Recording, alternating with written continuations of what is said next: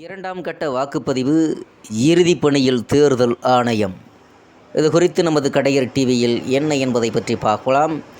மக்களவைத் தேர்தலில் இரண்டாம் கட்டமாக கேரளம் உள்ளிட்ட 12 மாநிலங்கள் மற்றும் ஜம்மு காஷ்மீர் யூனியன் பிரதேசங்கள் அடங்கிய 89 தொகுதிகளில் வெள்ளிக்கிழமை அதாவது ஏப்ரல் 26 வாக்குப்பதிவு நடைபெற இருக்கிறது.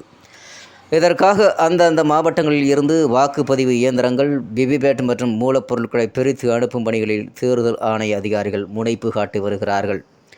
வாகனங்கள் செல்ல முடியாத வடகிழக்கு பகுதிகளுக்கும் பிற இடங்களுக்கும் ஹெலிகாப்டர் மூலம் வாக்குப்பதிவுக்கு தேவையான பொருட்கள் கொண்டு செல்லப்படுகிறது. மொத்தமுள்ள 543 தொகுதிகளில் தமிழகம், புதுச்சேரி உட்பட 21 மாநிலங்கள், யூனியன் பிரதேசங்கள் அடங்கிய 102 தொகுதிகளுக்கு கடந்த ஏப்ரல் 19 முதல் கட்ட தேர்தல் நடைபெற்றது. இதில் சுமார் 65.5% வாக்குகள் பதிவாகி இருக்கிறது.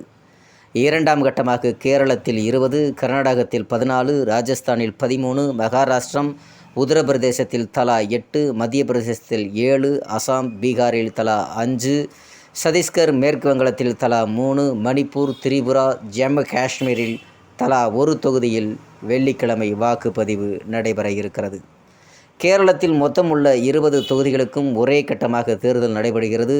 மணிப்பூர் மாநிலத்தில் வெளிமணிப்பூர் தொகுதியின் சில பகுதிகளுக்கு ஏப்ரல் 19 தேர்தல் நடைபெற்ற நிலையில் மற்ற பகுதிகளுக்கு ஏப்ரல் 26 வாக்குப்பதிவு நடத்தப்படுவதாக இருக்கிறது. இதையொட்டி மேற்கண்ட மாநிலங்களில் புதன்கிழமையுடன் பிரச்சாரம் நிறைவடைந்து காவல்துறையினர் தீவிர கண்காணிப்பிலும் ஈடுபட்டு வருகிறார்கள் என்ற செய்தியும் நமது கடையர் செய்தி பிரிவுக்கு வந்து சேருகிறது. மேலும் 7 கட்டமாக தேர்தல் நடைபெற்று வருகிறது. முதல் கட்ட வாக்குப்பதிவு தமிழகம் உட்பட ஏப்ரல் 19 நடைபெற்றது. இரண்டாம் கட்ட வாக்குப்பதிவு ஏப்ரல் 26, மூன்றாம் கட்ட வாக்குப்பதிவு மே 7, நாலாம் கட்ட வாக்குப்பதிவு மே 13, ஐந்தாம் கட்ட வாக்குப்பதிவு மே 20, ஆறாம் கட்ட வாக்குப்பதிவு மே 25, ஏழாம் கட்ட வாக்குப்பதிவு ஜூன் 1. வாக்கு எண்ணிக்கை ஜூன் 4 நடைபெறுகிறது என்பதையும் தெரியப்படுத்திக் கொள்கிறோம். நமது கடையர் டிவியின் சார்பாக ஜனநாயகத்தை வாழ வைக்க வேண்டும். தேர்தல் திருவிழா என்பது ஜனநாயகத்தின் பெருமை விழா. தேர்தல் அதாவது வாக்கு உரிமை என்பது உங்கள் உரிமை. இது விலைக்கு போகக்கூடாது. இதை விலை கொடுத்து வாங்கக்கூடிய வேட்பாளர்களை தேர்தல் அதிகாரியிடம் நாம் சுட்டிக்காட்ட வேண்டும், அவர்களை தடுக்க வேண்டும். நம்மளுடைய வாக்கு விலை போகக்கூடாது.